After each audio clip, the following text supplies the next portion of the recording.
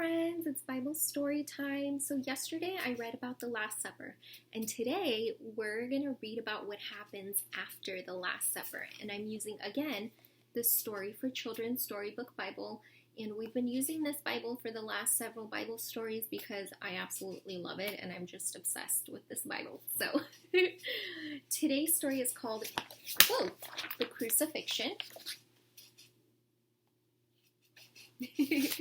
And it can be found in the book of Matthew, chapter 27, Mark, chapter 15, Luke, chapter 23, and John, chapter 19. People packed the streets of Jerusalem to look at Jesus. The word was all over town.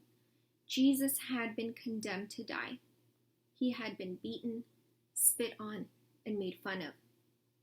Now the soldiers whipped him, forcing him to march to the place where he would be executed. Crowds of angry citizens who did not believe he was the Son of God wanted him killed.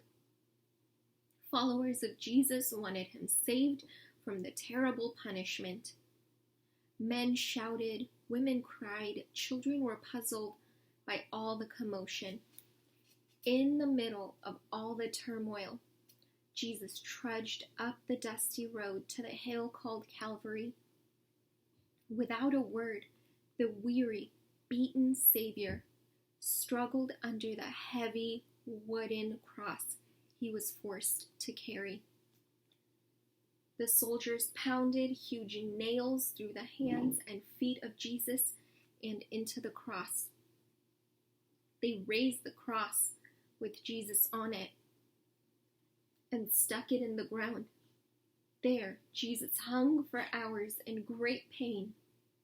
Two criminals hung on the cross next to him. Many people made fun of Jesus as he suffered. If he is the Son of God, as he says he is, let him save himself, they laughed. One of the criminals made fun of him too, but the other criminal believed Jesus was God's Son. When your kingdom comes, will you save me? He asked Jesus, and Jesus promised to save him. So there's Jesus. There's our people right there crying, super sad. Some are laughing at him, making fun of him.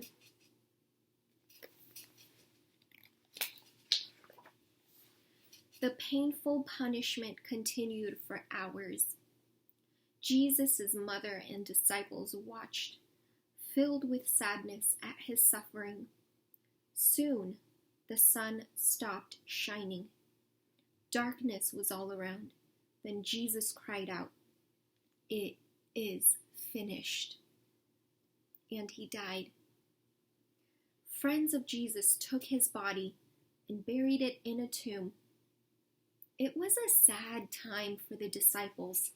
I can only imagine what they were feeling, seeing all of that happen to Jesus. They cried for him and prayed together. But Jesus had one more amazing miracle to accomplish. They're taking Jesus' body to bury him. They're so sad, they're crying. And here's God's message to us.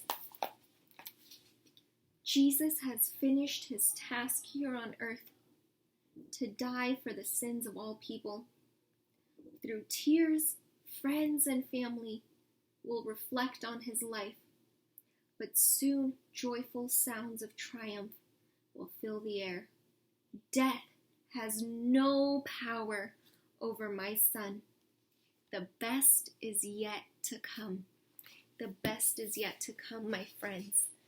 Today is Good Friday, and Good Friday we remember the sacrifice that Jesus made for us. But Sunday is coming.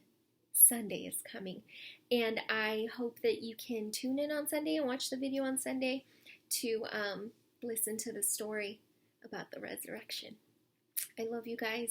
Have a wonderful, wonderful night. Have a great weekend, and I'll see you Sunday.